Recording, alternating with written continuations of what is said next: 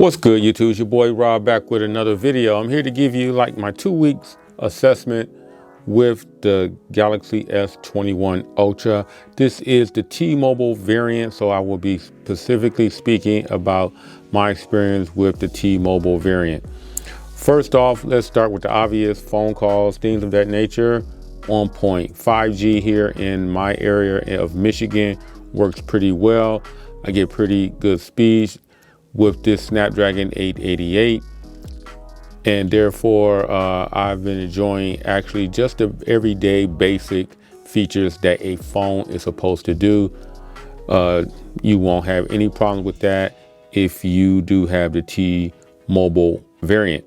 Now, when it comes to the actual feel and the hold and how it feels in hand, I'm not going to say, it feels great in hand and kind of echo a lot of the things you do here, but this is a very comfortable phone, very narrow phone in comparison to its competition. Feels really great. The camera module in the back, I do like the way this is designed and how it blends in and doesn't leave like a big wedge that looked like it was glued onto the back of the phone.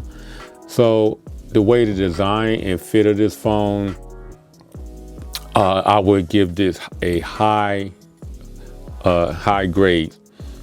Real quick, software, I do like some of the improvements they have made with One UI, giving you the option of having a Google Now slide over or a Samsung feed. So you got your choice within the stock launcher to set that up. And I think that's a pretty good feature going forward with this phone. The display itself is much better than last year's phone. Now, the Gorilla Glass, it's hard to make an opinion on that. They tell you that it's better. We all know Gorilla Glass does have a point where it does scratch and can cause you problems, but I do have a screen protector on there, and the colors and reproduction of this particular display is on point. This is a great display in bright lights. This is a 6.8-inch phone, so it's slightly smaller than the 20 Ultra from last year, which was a 6.9-inch phone.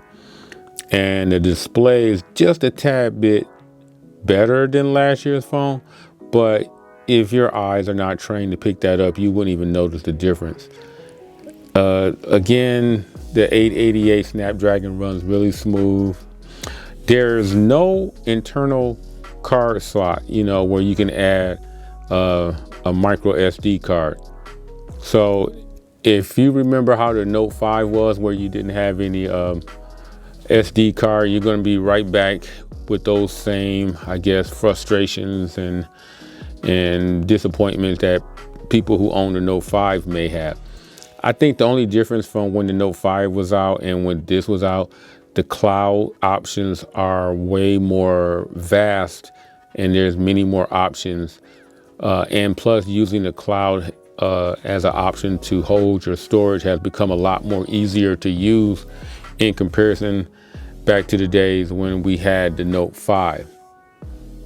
There's a slight difference in the actual camera, but I mean, again, if you're not a pixel peeker or somebody who knows cameras inside and out, you probably wouldn't notice that from the any other phone.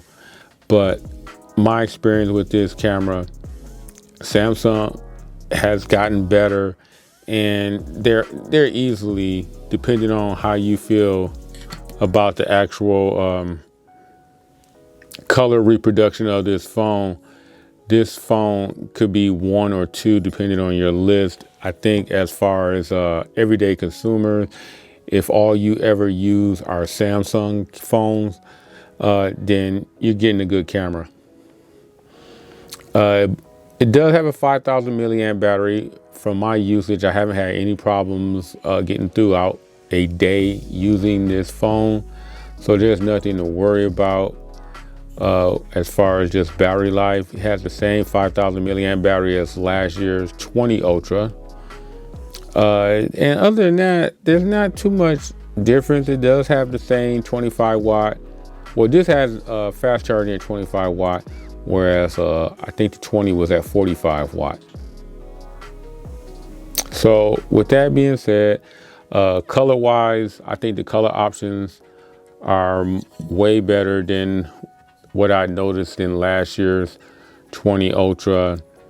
And again, like I said, the feel in hand, the improvement of the software, the ability to use an S Pen with this, with the 21 Ultra makes this a way nice package. And I've been thoroughly enjoying it for the last 2 weeks. Now, here's some things I would like to let people know. If you have a 20, don't waste your time. You're not really missing too much of anything.